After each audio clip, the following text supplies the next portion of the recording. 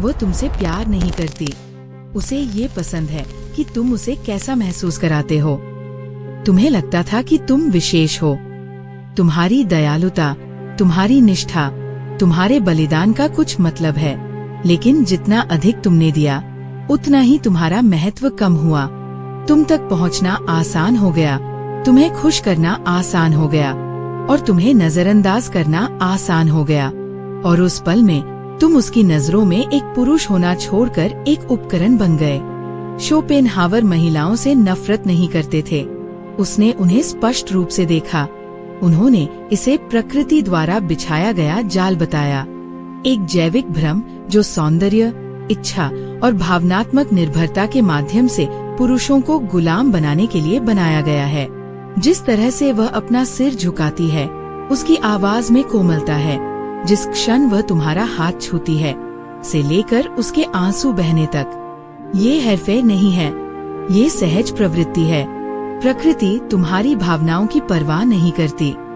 और एक बार जब तुम पैटर्न देख लेते हो, तो उसे अनदेखा करना असंभव हो जाता है। तुमने उसे जिस पद पर बिठाया, वह कभी वास्तविक नहीं था। तुम जिस प्रेम पर विश्वास करते थे, वो बिना शर्त था। नहीं, वह लेन देन का मामला था। और इससे वह बुरी नहीं हो जाती। ये उसे मानव बनाता है। जिस प्रकार पुरुषों में सुरक्षा, सहायता और प्रयास करने की प्रवृत्ति होती है, उसी प्रकार महिलाओं में आकर्षित करने, सुरक्षित रखने और जीवित रहने की प्रवृत्ति होती है। लेकिन जब तुम इस क्रूर सत्य को नजरअंदाज करते हो, तो तुम अपनी शक्ति सौंप देते हो। ये नफरत की बात नहीं है। ये स्पष्ट रूप से देखने के बारे में है। ये जागने के बारे में है। क्योंकि जो पुरुष स्त्री प्रकृति के प्रति अंधा रहता है, वह हमेशा प्रेम के भ्रम में पीड़ित रहेगा। और ये वो सच है जो कोई तुम्हें नहीं बताता। तुम उसे कमरे के उस पार देखते हो। लाल होंठ, नाजुक चेहरा, मुलायम चमकती त्वचा। तुम्हारा दिल धड़कना बंद हो जाता है। तुम्हारा दिमाग दौड़ता है। तुम्हें लगता है कि वो वही है। लेकिन वह एहसास, वो मादक उत्तेजना, वह प्रेम नहीं है। ये प्रकृति है। ये सहज प्रवृत्ति है। ये जीव विज्ञान है जो तुम्हारे मस्तिष्क पर कब्जा कर रहा है। शोपेनहावर ने इच्छा को रोमांटिक नहीं बनाया, उसने उसे नंगा कर दिया। उनके लिए सुंदरता कोई दैवीय गुण या आत्मिक संबंध नहीं थी। ये एक चारा था जिसे प्रकृति ने सावधानी पूर्वक तैयार किया था ताकि तुम्हें अपनी ओर खींचा जा सके, तुम्हें धोखा देकर अपनी सेवा में शामिल किया जा सके। उन्होंने लिखा कि जीवन की इच्छा अपनी निरंतरता सुनिश्चित करने के लिए सौंदर्य के भ्रम का उपयोग करती है।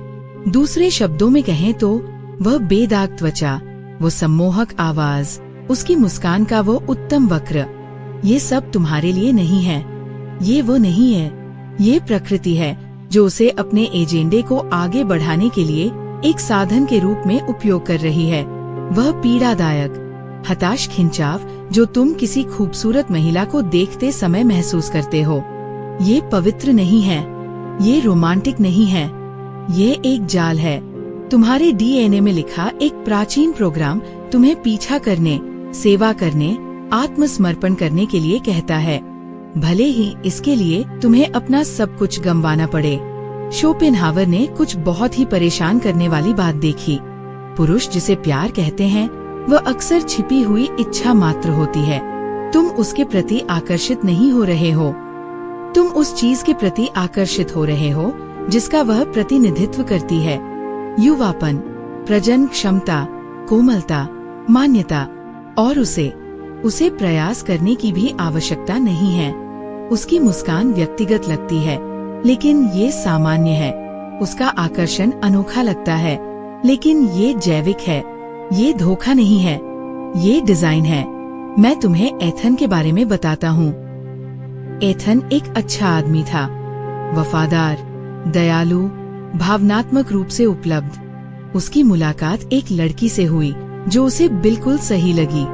उसने उसके लिए दरवाजे खोले, उसकी हर बात सुनी, हर दिन गुड मॉर्निंग संदेश भेजे, और कुछ देर के लिए वो उसकी उपस्थिति में चमकती हुई प्रतीत हुई।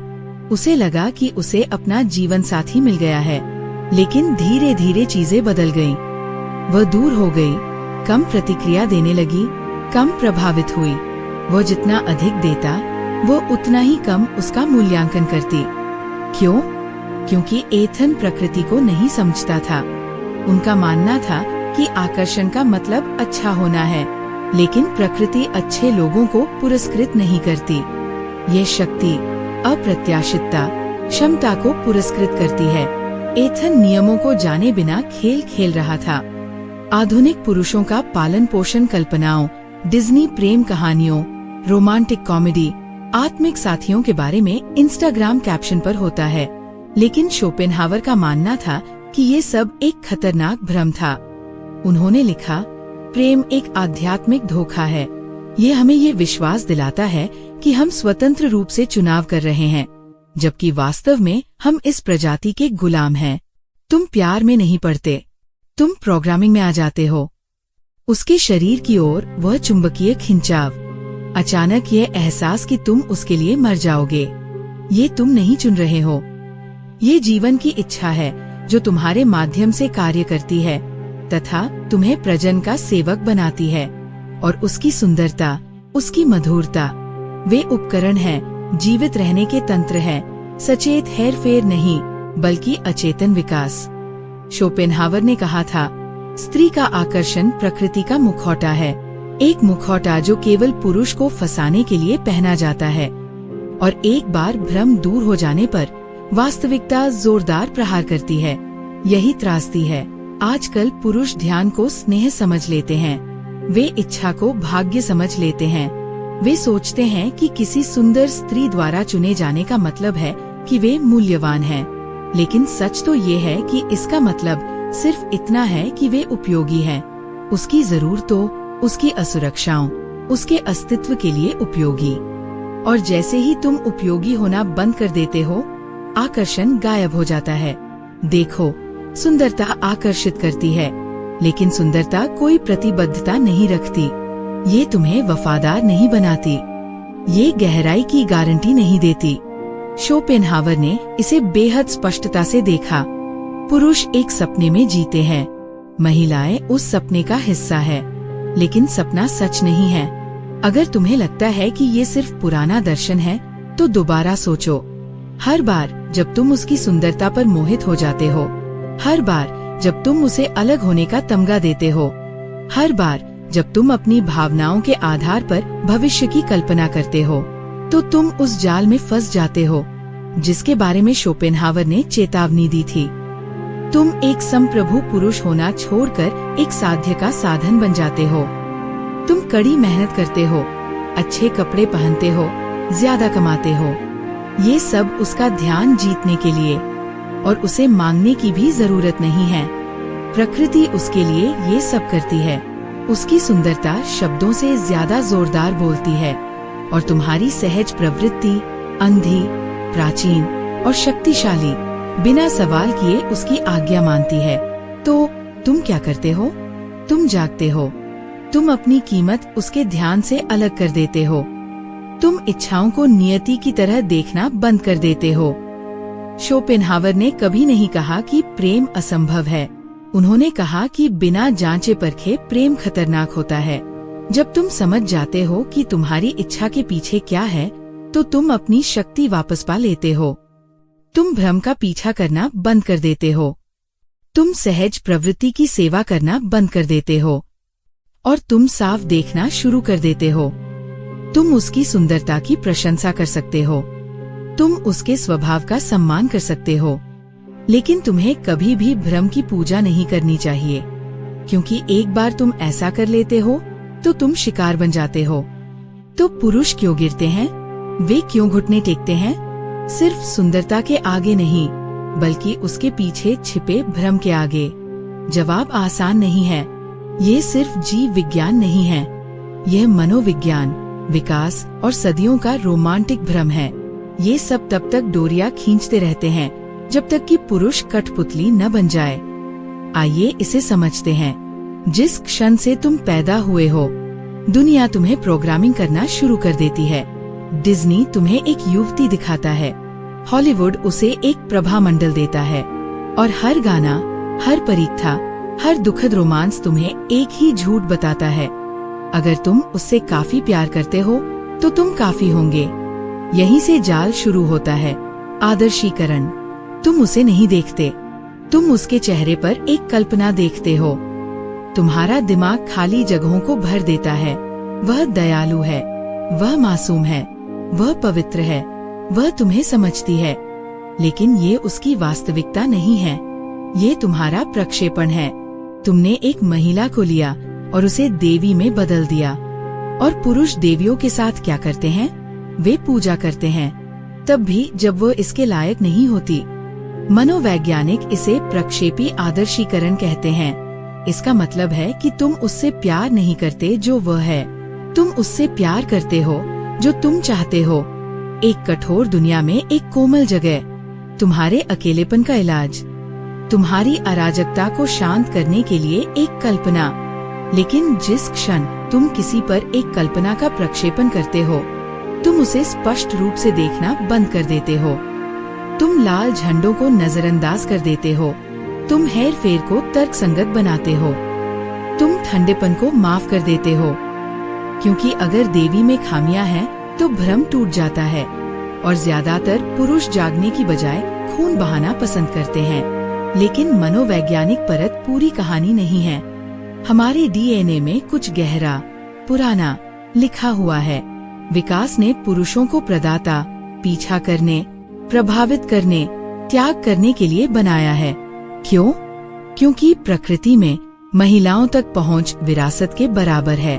अधिकांश मानव इतिहास में 80% महिलाओं ने प्रजनन किया, लेकिन केवल 40% पुरुषों ने। इसका मतलब है कि आधे से ज्यादा पुरुष जैविक रूप से अलग थलग थे। इसलिए पुरुष प्रतिस्पर्धा करने, संकेत देने, सेवा करने के लिए विकसित हुए।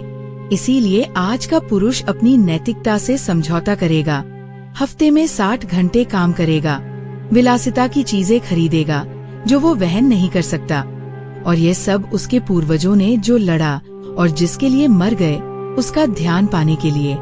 लेकिन यहाँ एक पेच है, वह इच्छा जो कभी जीवित रहने के लिए जरूरी थी, अब उसे इस आधुनिक दुनिया में गुलाम बना रही है, जहाँ सुंदरता हर जगह है और अर्थ दुर्लभ है। अब इस जीव विज्ञान में रोमांस के आधुनिक धर्म को भी जोड़ लीजिए।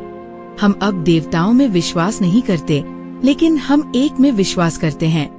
हमारा मानना है कि वहाँ एक आदर्श महिला है, कोई है जो हमें ठीक करेगी, हमें पूर्ण करेगी, हमें प्यार करेगी बिना शर्त। लेकिन ये विश्वास, ये नेक नहीं है, ये खतरनाक है। क्योंकि जब तुम मानते हो कि वही एकमात्र है, तो तुम अपनी रक्षा करना बंद कर देते हो। तुम विश्वासघात को माफ कर देते हो, तुम अनादर स्वीकार करते हो, तुम उसे अपने पास रखने के लिए खुद को त्याग देते हो। और जब वह चली जाती है या अपना असली रूप प्रकट करती है, तो तुम न केवल एक साथी खोते हो, तुम अपनी पहचान भी खो देते हो। ये प्रेम नहीं है, ये आत्मविनाश है, और ये हर दिन लाखों पुरुषों के साथ हो रहा है। अब जाल की तीसरी परत के बारे में बात करते हैं, संस्कृति। आधुनिक मीडिया स्त्रीत्व की पूजा करता है। स्त्री हमेशा पुरस्कार, उपचारक, एक मजबूत स्वतंत्र आदर्श होती है जिसे किसी पुरुष की आवश्यकता नहीं होती, लेकिन उसे हमेशा एक मिल जाता है जो उसके लिए सब कुछ त्याग देता है। फिल्में उसकी खामियां नहीं दिखाती, गाने उसके इरादों पर सवाल नहीं उठाते, विज्ञापन उसे खुशी के द्वारपाल के रूप में चित्रित करते हैं। और पुरुषों का क्या? अगर उसे लड़की नहीं मिलती तो वो हारा हुआ है, अगर वह दूर चला जाता है तो वह ठंडा है, अगर वो स्त्री स्वभाव पर सवाल उठाता है तो वह कड़वा है। इस तरह मीडिया पुरुष की इच्छाओं को पुनर्व्यवस्थित करता है, ताकत, उद्देश्य या भाईचारे की ओर नहीं, बल्कि स्त्री की स्वीकृति के जरिए मान्यता की ओर। ये सिर्फ छलकपट नहीं है, ये सामूहिक सम्मोहन है। और ज्यादातर पुरुष सपनों में इतने डूबे रहते हैं कि उन्हें पता ही नहीं चलता। अब भी लगता है कि ये सिर्फ सिद्धांत है। चलिए मैं तुम्हें दिखाता हूँ कि असल इतिहास में ये जाल कैसे चला। नेपोलियन बोनापार्ट, जिसने आधे यूरोप पर कब्जा कर लिया था, जोसेफिन नाम की एक महिला के हाथों पूरी तरह गुलाम हो गया था। उसके अनगिनत प्रेम संबंधों के बावजूद, उसकी रुखाई के बावजूद, हर चीज के बावजूद नेपोलियन उसे प्रेम पत्र लिखता रहा। वह उसके नाम के साथ युद्ध में गया। उसके भूत के पीछे भागते हुए उसने लड़ाइयाँ और अपना विवेक खो दिया। राजाओं को तोड़ने वाला आदमी एक औरत के हाथों टूट गया, इसलिए नहीं कि वह दुष्ट थी, बल्कि इसलिए कि उसने सुंदरता पर शक्ति थोपी। वह भूल गया कि सबसे खूबसूरत गुलाब में भी कांटे होते हैं। स्पष्ट कर दूं, औरतें दुष्ट नहीं होती, वे राक्षस नहीं हैं। वे भी तुम्हारी तरह प्रकृति के प्रति प्रतिक्रिया व्यक्त करती है। लेकिन समस्या ये है, जब पुरुष इस नृत्य को नहीं समझते, जब वे कल्पना के चश्मे से स्त्री के व्यवहार की गलत व्याख्या करते हैं, तो वे उस प्रेम को पाने की कोशिश में खुद को बर्बाद कर लेते हैं जो कभी पाने के लिए नहीं था। वे देते हैं और देते रहो और देते रहो, जब तक कि उनमें से एक टूटे हुए सपने वाले खोखले इंसान के अलावा कुछ न बचे। तो तुम कैसे बचोगे? तुम पूजा करना बंद कर दो, तुम प्रक्षेपण करना बंद कर दो, तुम भ्रम को मार डालो इससे पहले कि वह तुम्हें मार डाले। तुम उसकी सुंदरता को देखते हो, लेकिन मुक्ति के रूप में नहीं। तुम उसके शब्दों को सुनते हो, लेकिन ईश्वरीय संदेश के रूप में नहीं। तुम उसके स्वभाव को स्वीकार करते हो, लेकिन उसके इर्द गिर्द अपना जीवन नहीं बनाते। जब तुम ऐसा करते हो, तो तुम जादू तोड़ देते हो। तुम अपने मन को पुनः प्राप्त करते हो। तुम अपनी सहज प्रवृत्तियों का पुनर्निर्माण करते हो। तुम भ्रम में डूबी दुनिया में स्पष्टता वाले इंसान बन जाते हो। शोपेनहावर ने एक बार कहा था, एक आदमी तभी तक खुद हो सकता है जब तक वह अकेला है, और जब बात इच्छा की आती है तो वह एकांत, वह स्पष्टता, वह क्रूर जागरूकता ही शायद एकमात्र चीज है जो तुम्हें बचाती है। आर्थर शोपेनहावर रोमांटिक प्रेम में विश्वास नहीं करते थे, कम से कम उस तरह से नहीं जैसा तुम्हें सिखाया गया है। उन्होंने आत्मिक साथी के बारे में कविताएं नहीं लिखी। उन्होंने बिना शर्त प्रेम की कल्पना नहीं की। इसके बजाय उन्होंने नकाब उतार फेंका और दुनिया के सबसे मादक एहसास के पीछे की ठंडी मशीनरी को उजागर किया। उनके शब्दों में प्रेम परम है इच्छा शक्ति का धोखा। एक आदमी मानता है कि वो खुशी की तलाश में है, लेकिन वह सिर्फ एक उपकरण है। किसके लिए उपकरण? प्रकृति के लिए, जीव विज्ञान के लिए, प्रजातियों के अस्तित्व के लिए, व्यक्ति की खुशी के लिए नहीं। आइए इसे खोलते हैं। इच्छा शक्ति, स्वामी, जिसे तुम कभी नहीं देखते। शोपेनहावर के दर्शन के केंद्र में इच्छा शक्ति की अवधारणा है, एक अदृश्य, अंधी और अथक शक्ति जो समस्त जीवन को संचालित करती है। तुम अपनी इच्छाओं का चयन नहीं करते, तुम अपने आकर्षणों का चयन नहीं करते, तुम अपने लक्ष्य भी नहीं चुनते, तुम विवश हो। इच्छा शक्ति तुम्हारे विचारों के नीचे, तुम्हारे व्यक्तित्व के नीचे रहती है। इसे तुम्हारे सपनों की परवाह नहीं है, इसे केवल एक चीज की परवाह है, प्रजनन की। और प्रेम उस सुंदर, काव्यात्मक, हृदय विदारक अनुभव की। शोपेनहावर ने इसे प्रकृति की धूर्त चाल कहा, पुरुषों और महिलाओं को इच्छा शक्ति की सेवा में फंसाने के लिए रचा गया एक भ्रम। तुम प्यार में नहीं पड़ते, तुम्हें मजबूर किया जाता है। तुम्हें लगता है कि तुम उसके व्यक्तित्व, उसकी हंसी, उसके उत्साह के कारण प्यार में पड़े। लेकिन शोपेनहावर कहते हैं, नहीं, तुम इसलिए पड़े क्योंकि इच्छा शक्ति ने संभावित जीनों को देखा। तुम इसलिए गिरे क्योंकि तुम्हारे अवचेतन मन ने उसके शरीर की बच्चे पैदा करने की क्षमता की गणना कर ली थी, क्योंकि उसके चेहरे की समरूपता ने प्राचीन प्रजनन प्रवृत्ति को जागृत कर दिया था, क्योंकि उसकी गंध ने तुम्हारे मस्तिष्क के उन हिस्सों को सक्रिय कर दिया था जो सभ्यता से भी पुराने थे। ये रोमांस नहीं था, ये जादू के रूप में प्रस्तुत जीव विज्ञान था। और क्या बात इसे और अधिक क्रूर बनाती है? भ्रम वास्तविक लगता है, ये तुम्हारे विचारों को हाईजैक कर लेता है। तुम कविता लिखते हो, तुम वादे करते हो, तुम उसके लिए लड़ते हो, लेकिन वसीयत के दृष्टिकोण से तुम सिर्फ एक मोहरा हो जो कोड निष्पादित कर रहा है। वह जुनून क्यों बन जाती है? क्या तुमने कभी गौर किया है कि प्यार में पड़ना तुम्हें कैसे अविवेकी बना देता है? तुम उसके बारे में सोचना कैसे बंद नहीं कर सकते? उसकी आवाज, उसकी स्वीकृति, उसकी अनुपस्थिति तुम्हारे मन पर कैसे हावी हो जाती है। ये कमजोरी नहीं है, ये डिजाइन है। प्रेमी कभी भी स्वतंत्र नहीं होता। शोपेनहावर ने लिखा, वह अपनी इच्छा से नहीं बल्कि आदेश से प्रेरित होता है। तुम उससे इसलिए प्यार नहीं करते क्योंकि वह खास है, तुम उससे इसलिए प्यार करते हो क्योंकि प्रकृति को तुम्हारी जरूरत है। क्योंकि अगर पुरुष जुनूनी रूप से उसके पीछे न पड़े तो प्रजातियां जीवित नहीं रह पाएंगी। इसलिए विकास ने एक ऐसी दवा बनाई, एक ऐसा मनोवैज्ञानिक मिश्रण जो इतना शक्तिशाली है कि वह तर्क, महत्वाकांक्षा, यहाँ तक कि गरिमा को भी दबा सकता है। हम इसे प्रेम कहते हैं, लेकिन ये वास्तव में प्रकृति का बंधन है। शोपेनहावर महिलाओं को कमजोर लिंग कहने के लिए बदनाम है। आधुनिक कान इसे सुनते हैं और स्त्री द्वेष का राग अलापते हैं, लेकिन वे असल बात समझ नहीं पाते। वह महिलाओं का मजाक नहीं उड़ा रहे थे, वह प्रकृति द्वारा शक्ति के विभाजन का वर्णन कर रहे थे। पुरुष शारीरिक रूप से अधिक शक्तिशाली होते हैं, महिलाएं जैविक रूप से अधिक मूल्यवान होती है, उनमें जीवन होता है। इसी वजह से प्रकृति ने पुरुषों को खर्चीला और आक्रामक, शिकारी, लड़ाकू, निर्माता बनाया और महिलाओं को संरक्षक, चयनात्मक, रक्षात्मक, चालाक बनाया। ये अच्छा या बुरा नहीं है, ये निष्पक्षता के बारे में नहीं है, ये कार्य के बारे में है। इसलिए जब शोपेनहावर ने कहा कि महिलाएं प्रजातियों की सेवा में हैं, तो उनका मतलब था कि वे सचेत रूप से दुष्ट नहीं हैं। वे रणनीतिक रूप से डिजाइन किए गए हैं। वे आकर्षित करते हैं, हेरफेर करते हैं और परीक्षा लेते हैं। इसलिए नहीं कि वे ऐसा करना चुनते हैं, बल्कि इसलिए कि यही कारगर है, यही कमजोरों को अलग करता है। प्रकृति इसी तरह सुनिश्चित करती है कि केवल सबसे मजबूत, सबसे साधन संपन्न पुरुष ही अपने जीन आगे बढ़ाए। इसलिए जब कोई महिला तुमसे दूर हो जाती है, जब तुम पीछा करते ही तुम्हारी रुचि खो देती है, जब वह अपनी सुंदरता का इस्तेमाल तुम्हारे ढांचे को परखने के लिए करती है, तो ये क्रूरता नहीं बल्कि विकास है। रोमांटिक लगाव खतरनाक होता है।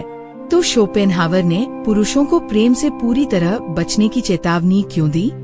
क्योंकि उन्होंने देखा कि ये उनके साथ क्या करता है। ये अंधा कर देता है, ये तोड़ देता है, ये निगल जाता है। पुरुष उन महिलाओं के लिए राज्य त्याग देते हैं जिन्होंने कभी मांगा ही नहीं। वे मिशन छोड़ देते हैं, दोस्तों को धोखा देते हैं, खुद को बर्बाद कर लेते हैं, सब कुछ प्रेम के नाम पर। लेकिन सच यही है। शोपेनहावर ने कहा था कि एक पुरुष तभी सही मायने में आजाद होता है जब वो इच्छाओं की पहुंच से बाहर होता है। और रोमांटिक इच्छा, खासकर अनियंत्रित, आदर्श, प्रक्षेपित इच्छा सबसे मजबूत जंजीर होती है, क्योंकि ये जंजीर जैसी नहीं लगती।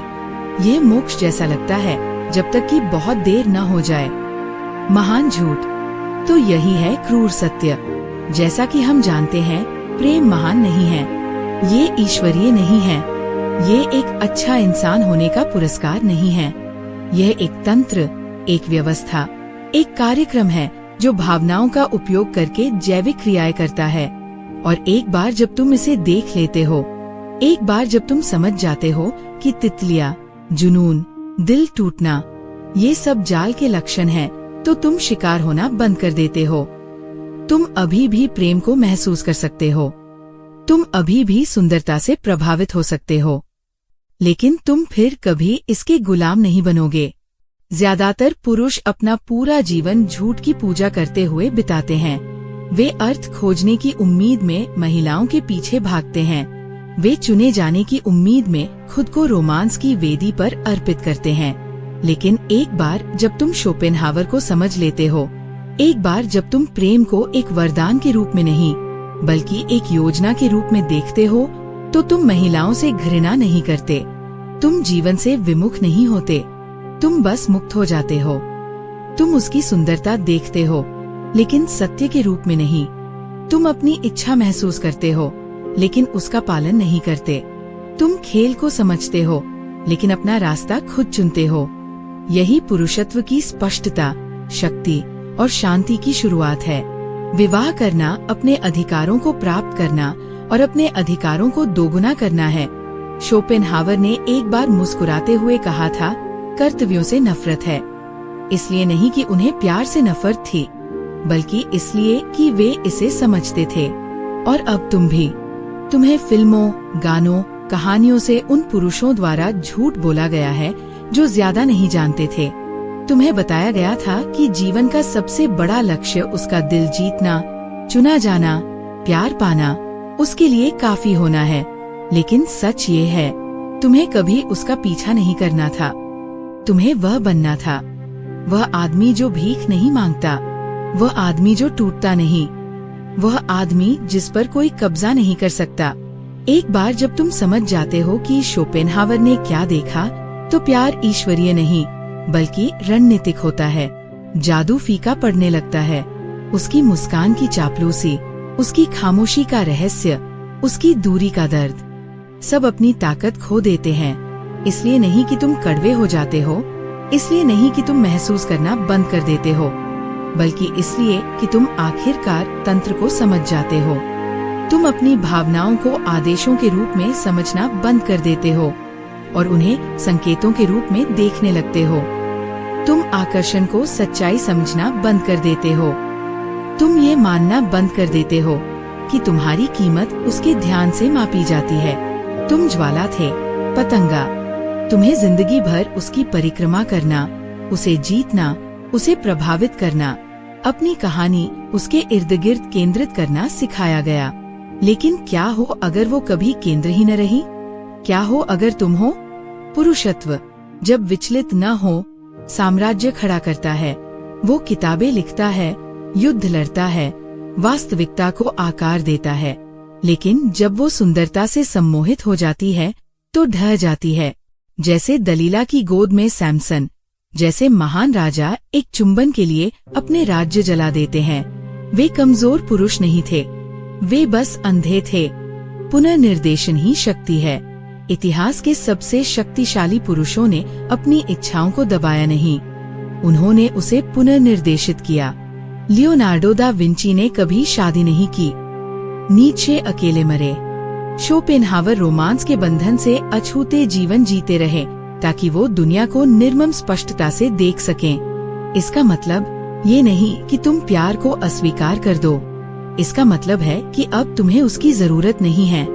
तुम आनंद के बजाय उद्देश्य का पीछा करने लगते हो, आराम की बजाय आजादी की तलाश करने लगते हो, मान्यता से ज्यादा सम्मान की चाहत रखने लगते हो। क्योंकि अगर तुमने खुद को ही नहीं चुना है, तो अगर वो तुम्हें चुनती है तो क्या फर्क पड़ता है? हर पुरुष के अंदर एक आग होती है। ज्यादातर लोग इसे बुझने देते हैं, अस्वीकृति, दिल टूटने या किसी और के लिए काफी बनने की बहुत ज्यादा कोशिशों से। लेकिन एक जागरूक पुरुष उस आग को भड़काता है। वह अकेलेपन को ईंधन की तरह, बेचैनी को धार देने की तरह, निराशा को दिशा की तरह इस्तेमाल करता है। वह ये नहीं पूछता, वह मुझसे प्यार क्यों नहीं करती। वह पूछता है, मैं अपना मकसद क्यों भूल गया। क्योंकि एक बार तुम्हारा मकसद साफ हो जाए तो बाकी सब अपने आप ठीक हो जाता है। औरतें गौर करती है, लोग तुम्हारा सम्मान करते हैं, और उससे भी जरूरी तुम खुद का सम्मान करो। प्रकृति ने उसे जो बनाया है उसके लिए उससे नफरत मत करो। वह सहज प्रवृत्ति है, वह चयन है, वह परीक्षा है, पुरस्कार नहीं। तुम्हारा दुश्मन उसकी सुंदरता नहीं है, तुम्हारा दुश्मन उसके प्रति तुम्हारा अंधापन है। तुम्हारा ये विश्वास कि तुम्हारी अच्छाई के लिए वो तुम्हारा कुछ कर्जदार है, वह नहीं करती। प्रकृति न्यायपूर्ण नहीं है, ये रणनीतिक है। और तुम्हारी आजादी उसी क्षण शुरू होती है जब तुम न्याय की मांग करना बंद कर देते हो और शक्ति का निर्माण शुरू कर देते हो। तुम्हें समझा नहीं जाना चाहिए, तुमसे डरना चाहिए। शोपेनहावर ने इसे ज्यादातर पुरुषों से पहले ही देख लिया था। एक पुरुष जितना ज्यादा बुद्धिमान होता है, महिलाएं उसे उतना ही कम समझ पाती है। तुम पसंद किए जाने के लिए पैदा नहीं हुए, तुम अडिग रहने के लिए पैदा हुए हो। एक ऐसा पुरुष जो हिलता नहीं क्योंकि उसकी पलकें अलग तरह से झपकती है। एक ऐसा पुरुष जो उसके दूर हटने पर बिखरता नहीं। एक ऐसा पुरुष जिसे खुद को साबित करने की जरूरत नहीं, क्योंकि वह खुद को जानता है। यही वह पुरुष है जो अछूत बन जाता है, इसलिए नहीं कि वह रूखा है, बल्कि इसलिए कि वह स्पष्ट है। यही वो हिस्सा है जो वे तुम्हें नहीं बताते। वह कभी तुम्हारी भावनाओं के बारे में नहीं सोच रही थी। वह तुम्हारे शरीर, तुम्हारी ऊर्जा, तुम्हारे हाव भाव, तुम्हारी शक्ति को देख रही थी, क्योंकि प्रकृति दयालुता के लिए नहीं बल्कि शक्ति के लिए चयन करती है। अगर तुम वह पुरुष बन जाते हो जो तुम बनने वाले थे, तो तुम्हें महिलाओं के पीछे भागने की जरूरत नहीं होगी। वे तुम्हारी परिक्रमा उसी तरह करेंगी जैसे तारे गुरुत्वाकर्षण की परिक्रमा करते हैं, क्योंकि गहरे में प्रकृति शक्ति का सम्मान करती है। तो याद रखें, वह कभी पुरस्कार नहीं थी, वह दर्पण थी, परीक्षा थी, भ्रम थी। तुम पुरस्कार हो तुम तब जब तुम सत्य में निहित हो, जब तुम्हारा उद्देश्य आगे बढ़ता है, तुम्हारी इच्छा नहीं। उन्हें तुम्हें रूखा कहने दें, उन्हें कहने दे कि तुम प्रेम को नहीं समझते, उन्हें तुम्हारी दूरी का मजाक उड़ाने दें, लेकिन मुस्कुराओ क्योंकि तुम जानते हो कि वे क्या नहीं समझते। वह प्रेम सच्चा है, लेकिन वैसा नहीं जैसा वे सोचते हैं। वह स्वतंत्रता प्रेम का उच्चतर रूप है। वह सत्य सुंदरता से भी अधिक शक्तिशाली है। और एक बार जब तुम स्पष्ट रूप से देख लेते हो, तो तुम फिर कभी नहीं गिरते, तुम उठते हो।